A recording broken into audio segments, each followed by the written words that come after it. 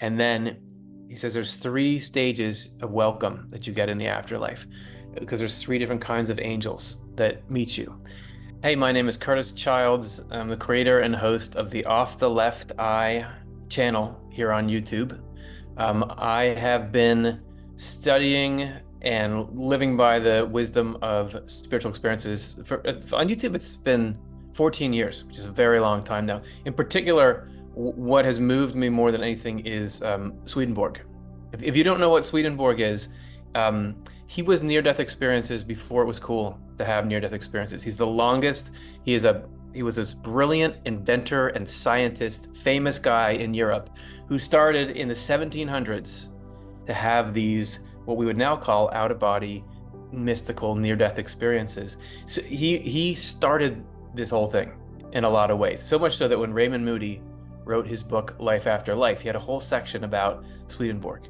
Now, I think that Swedenborg fills in the rest of the picture, not just for near-death experiences, but for everything about life. It has been absolutely crucial to me in overcoming. I've had a lot of depression and loss and tragedy, and it's been these concepts that Swedenborg learned visiting the afterlife that have changed my life. I've gotten to interview a lot of near-death experiencers as well, and then had some of my own experiences here and there. But really, what I want to try to do is communicate these concepts that have helped me so much to help anyone else who's interested. I really began to need spirituality when I was about 18 or 19, and I started to have what you would now call major depression. So I was having all kinds of anxious thoughts and feelings, and I couldn't understand what they were, where they were coming from. And it was just like all the negativity in my mind got turned way up, and it was starting to make it impossible to live. I had obsessive compulsive, where you have to touch things over and over again, and I just felt like everything was falling apart. I didn't really know what was going on, so I had different things that were helping me out. I was getting people were talking to me, I was getting the right nutrition and everything, but it was really in Swedenborg's message about how the spiritual world affects your mind that I was able to find relief from this. So that was when I really found the idea that the spiritual world influences your thoughts, and that you can look at your thoughts and decide whether or not you want to believe them. That changed everything for me. In learning about Swedenborg's experiences and how he said that just like here, there are people who talk to you and people who call you and write messages to you, and that influences you. It can be the same thing for your own thoughts in your mind. So learning about his experiences and having him describe the spiritual world and having that mirror exactly what was going on inside my own mind, that helped me out of my depression more than anything else. So according to Swedenborg, there's this whole afterlife. We go there after we die, and if you love what's good, you love being a good person here, you keep being like that in the afterlife. If you love being selfish and harmful, you keep doing that in the afterlife. There's both kind of people there, and they both try to influence you. And your negative thoughts come from the negative part of the afterlife, and your positive thoughts come from the positive part. So just like when there's a person in your life who's saying mean things to you, and I don't need to listen to you anymore, or you're getting a call on your phone, it's like, oh, that's a spam call, I know you're just trying to trick me. Same thing with your thoughts and feelings. You can say, just because it's in my mind doesn't mean it's true. I don't need to listen to this. So to me, that was the beginning of my kind of waking up, and it changed my whole life. Beyond the idea that you don't have to believe everything you think, and that the spiritual world is influencing you, there's a couple of ideas that really struck me there. One of them is the idea of what is called divine providence. And divine providence is that there's a plan for everything that happens in life. The things you go through in your life, even the hard things, don't just happen for no reason.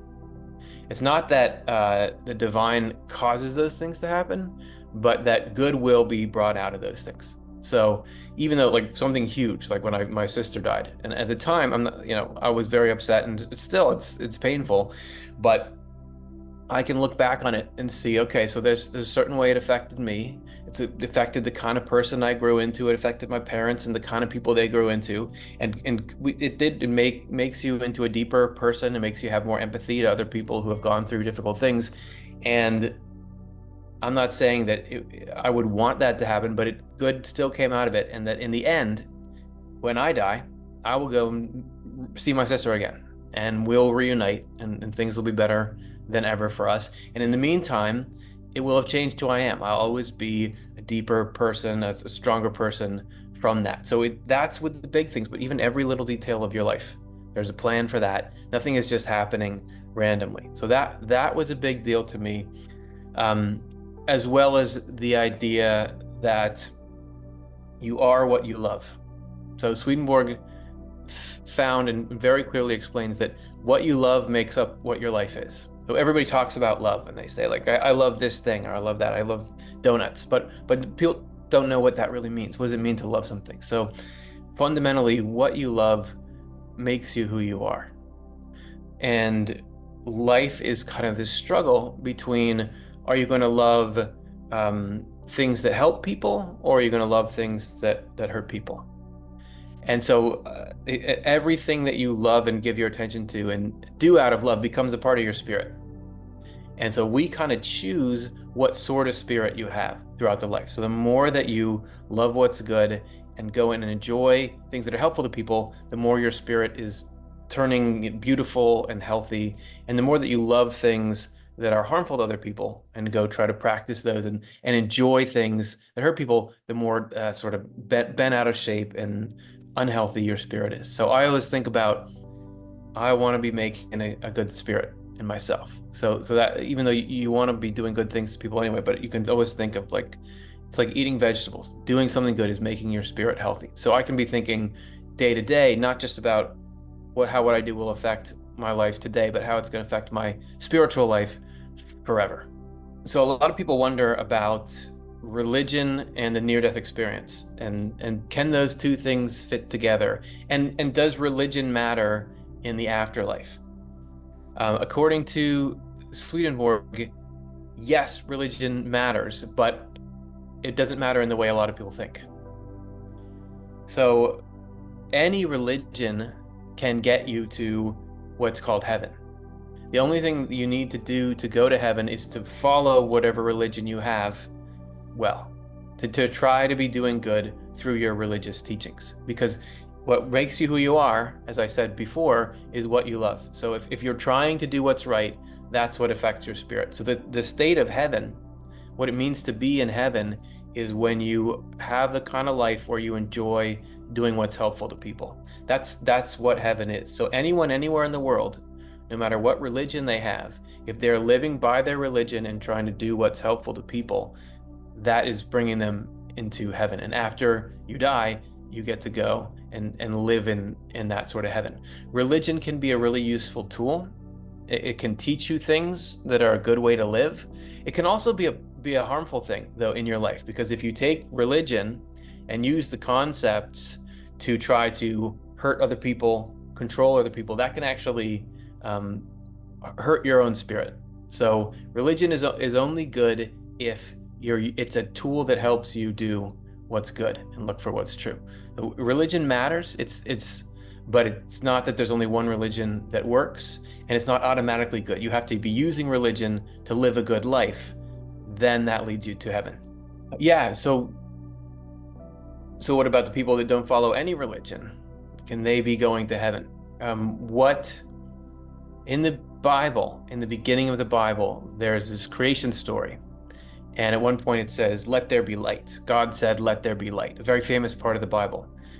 According to Emanuel Swedenborg, everything in the Bible has a symbolic, deeper meaning to it. That's why the Bible is written like it is. It's written in this sort of universal symbolic language. It's actually, that symbolic language is at the root of a lot of religions. It's why ancient Egyptians did hieroglyphics. And it's why ancient people would worship, they would worship up on mountains, because mountains have a certain symbolism, or they would face their temples east toward the sun because the sun has a certain symbolism. So the Bible is written in that kind of symbolism. So when the Bible says, when God says, "Let there be light," in the Bible, that is signaling the point at which we become enlightened. And the thing that makes you enlightened or not enlightened is you're enlightened. You have that let there be light when you understand that their goodness and truth are outside you. So it's not just, what do I want? I'm the center of everything. If it's good for me, then it's good. If it helps me get what I want, then it's true. But you actually realize there's something bigger out there. There's a goodness out there that I have to try to pursue and do. Instead of saying, what do I want? I say, is this the right thing? It's like you believe that the right thing is there out there. That's the crucial step that is leading you to heaven. If you feel like goodness is something outside you that's higher than you, then you're trying to pursue. So somebody who even doesn't call that goodness God can be still going on the journey of spiritual enlightenment if they really are following what they believe to be goodness. A person who does believe in God will believe that that goodness comes from a being that they call God. But ultimately, if you at least are willing to say there's something good out there and I want to follow it, and I want to check myself and make sure that I'm not giving in to the tendencies to harm people, that can be enough. That's the start of the journey. So I would imagine that learning things in the afterlife is easy. Swedenborg talked about people being raised up into the afterlife who didn't know very much at all, but when you get there, it's like a huge download of information that you can learn. So you can learn a lot of doctrines and religions and things. The important thing is love. So did you learn to try to follow what's good to do love? People with different religions would probably have different near-death experiences because the spiritual world reacts to what is in your mind and in your heart. So the kinds of things that you want to see or expect to see sometimes will happen to you so that it doesn't shock you. There's Swedenborg talked about going into the afterlife and seeing people who were of a certain religion being greeted by people who had been of that same religion, because the point of it is to make people feel welcome and safe and calm when they're going across. So something familiar to them is important there. There's angels. Swedenborg talked about angels as people who have gone into the afterlife. So you can have angels that come from any different religion, people who have lived by goodness and live by truth. Those people will generally welcome people who have the same religion as them. Also, the way that the divine works is, or God, is that God does not always works with what you have in your mind already. So if you have certain beliefs that you have tightly held, God will even work within those to kind of lead you along. It's like if you're trying to get a tree to grow a different way, you can't just snap it. You got to slowly set things up so that over the years it grows. So it is with us and our religious ideas, that if you have something that you firmly believe about this is how the afterlife is, as long as it's not harmful to anyone, as long as it's not going to actually make you act in a way that hurts people, God can work with that and bend it more and more toward the truth. And this is true for everyone forever. Nobody fully understands the truth about God, so you're always learning more and more. But certainly there's even, everybody in heaven, everybody in the afterlife. So I believe if you're having a near-death experience, you're just experiencing a little bit of heaven. So everybody in heaven came from the world at some point. So there are people who bring their religion with them. So there are religious communities on the other side. There are churches, there are mosques. People go to their places of worship. So people who are in that same religion could very well be seeing those things on the other side as well. So yeah, what you have in your mind matters. It won't determine everything, but it could certainly affect your particular experience. So is there such a thing as hell? It's not like a very fun thing to think about because hell sounds scary. And there's been a lot of Christian tradition over the past, couple of millennia talking about that there's this scary dark side of the afterlife where God punishes you. And some people who have near-death experiences have very dark and scary experiences. It's not a lot of people have this. I went through the tunnel and there were angels there and they took care of me. But some people have very frightening experiences. Emanuel Swedenborg, again, who I feel like is the key to unlocking the whole thing, who kind of gives you the lay of the land. His most popular book was called Heaven and Hell. So he talks about both. However, the heaven and hell that he found when he was taking these journeys into the afterlife are different than the heaven and hell that you hear about. Fundamentally, they're both states of mind. So as I said earlier, heaven is the state where you want to do what's good to people and you love doing that. Hell is the state of mind where you only care about yourself and you want to harm people and steal from them and exploit them and everything. And that is what makes you feel good. That's the core of each of these things. So when you go into the afterlife, if you love doing what's good and that's what gives you joy, you go automatically, and it's like spiritual gravity. Love is like spiritual gravity there. So you automatically go toward people who love the same kind of thing as you. And everybody goes into what Swedenborg called spiritual communities. These are communities of people that are all drawn together because they love the same kind of thing. So everybody who loves good things are drawn together into these little groups based on the kinds of good things they love. Everybody who loves bad things, Swedenborg talked about how there is a pleasure in doing evil. Why do people like to try to win arguments, or they like to honk at each other on the road, or why do they steal? Because there's something they enjoy it in a certain way. If you make that what your life is about, you're going to go around other people who love the same kind of things. Because again, love pulls you into community with people who love the same kind of things. So Swedenborg called all the people who are gathered around love of things that are hurtful, he called that hell. And all the people are gathered around love of what's good, those people he called heaven. Nobody is forcing you to go there. It's your own love that drives you there. So you go to whatever you want. However, the more that we love things that are inherently harmful, the worse it makes things. So there can be very upsetting situations that cause it. That's the same way it is here on Earth. I mean, I'm in a very comfortable, safe place right now, but there's all kinds of horrific things that go on and dangerous places in the world that come about because people let evil in their heart and they act on that and create that. So the afterlife is no different. There's plenty of people who are devoting themselves to that negativity. There's plenty of people who are devoting to positivity. What happens there, though, is there's this sorting process where you, instead of sort of being both, you kind of choose what you really want to be. And so people who choose to really be negative and harmful, they can't really stand being around people who want to be good, because they don't like love. They don't like, let's all share and get along. They don't want that. So people kind of self-select apart. That there you have what Swedenborg would call heaven and hell. But it's a heaven and hell that people choose to have. Instead of, nobody forces them to be there. This is about what you love. So in the afterlife, when you have a near-death experience, there's a sort of a sequence of events that happen that were recorded by Swedenborg a couple hundred years before Raymond Moody's book came out and people started having these modern near-death experiences. And Swedenborg describes it, actually my channel is named Off the Left Eye.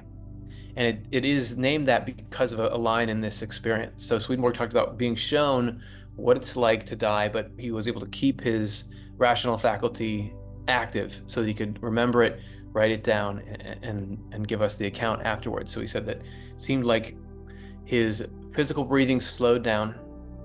So his body was starting to shut down, but he said, as many people do, that you have a spirit that's inside your body. And your spirit is linked to every part of your body. So just like your body has lungs, your spirit has lungs too. And your spiritual lungs are connected to your physical. There's everything in your spirit that there is in your body. But when he was being shown this near-death experience, it's like his physical breathing slowed down, but he could still feel his spirit breathing, because the spirit was still alive. So he felt like there was this pull where his spirit was being sucked out of his body. And then he says there's 3 stages of welcome that you get in the afterlife, because there's 3 different kinds of angels that meet you.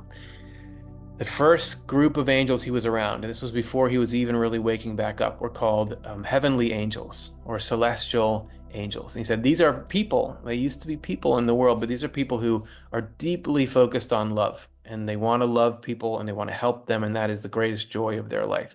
And so these angels took him, made sure that no disturbing thoughts came to him, made sure that he felt comfortable, and they kind of awakened him and revived him into this eternal life.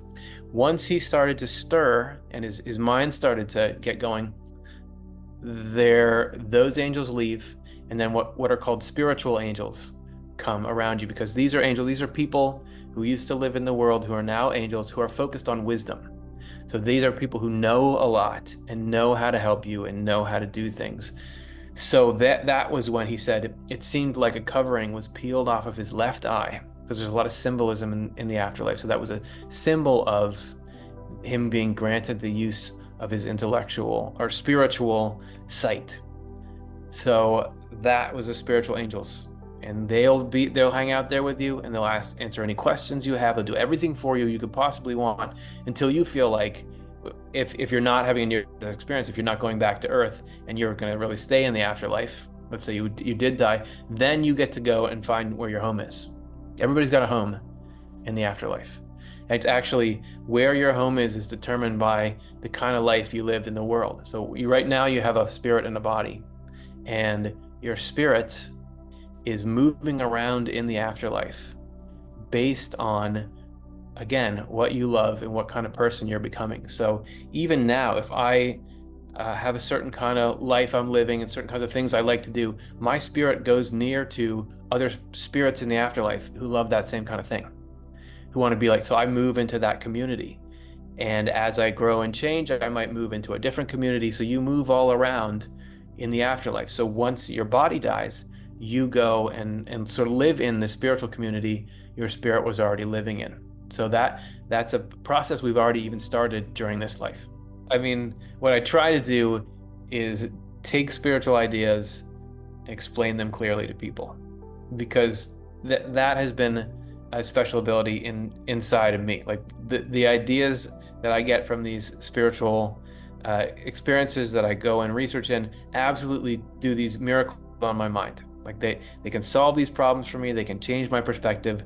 I think that's really what it's all about. It's nice to have abilities, and I'm glad a lot of people can do these amazing things, but what's really powerful is taking that into daily life for the rest of us. So how can I create something that will change anyone's life who comes into contact with it? That's what I'm interested in doing. So are there any predictions for 2024 and beyond? I think there's a lot of predictions that don't come true. Throughout history, there have been so many predictions about spiritual things that didn't happen. I remember back when it was 2012, and there were so many predictions about something big is going to happen.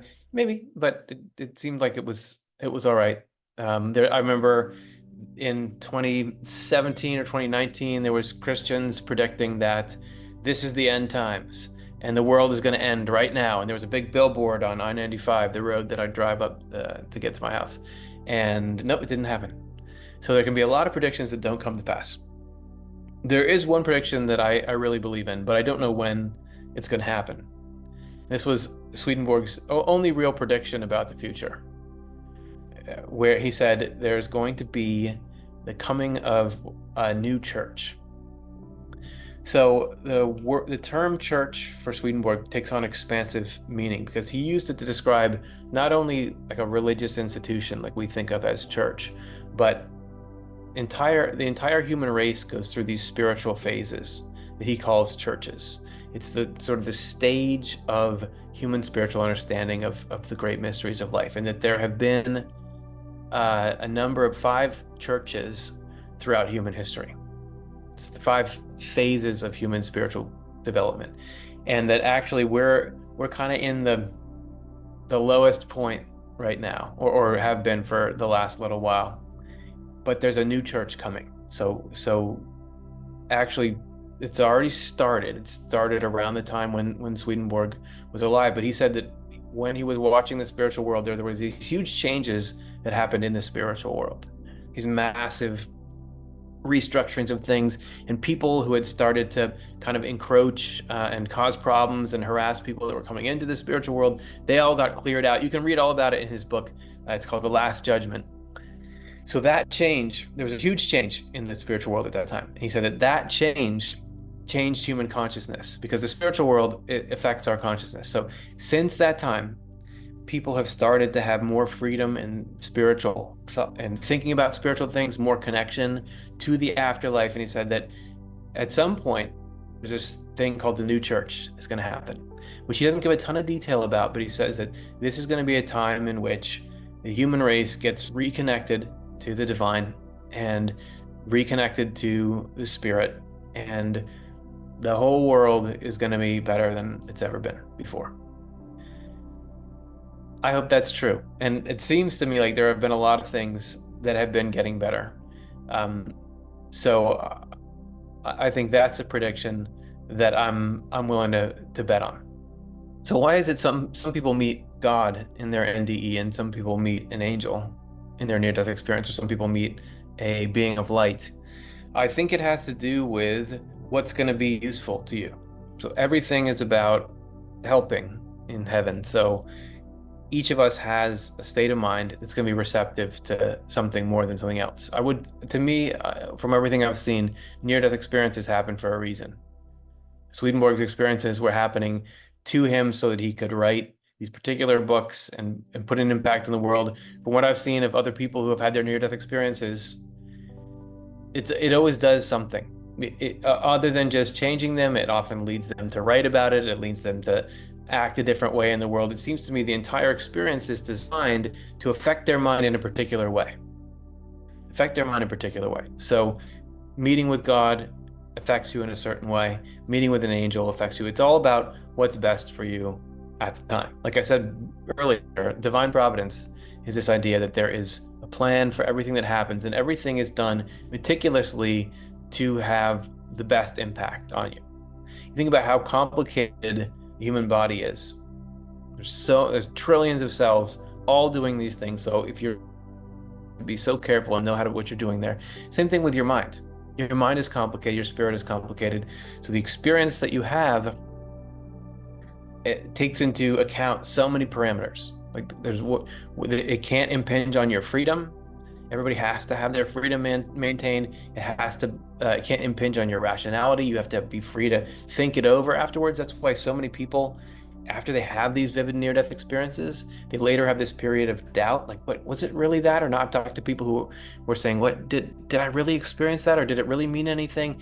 That's important because you can't be forced to believe. Even if you've had this experience, you have to, it's a universal law that you have to be able to think for yourself about it, or else you can never really love it. So I think whatever you encounter in your near-death experience, if it's God, if it's an angel, if it's just a feeling, it's because that's the right thing to have the right impact on you so that your life will change in the right way. It doesn't mean some people are more important than other people and they get the better experiences. Some people don't get spiritual experiences at all. It doesn't have to do with that. It doesn't have to do with that. It just has to do with what's right for everyone at this time.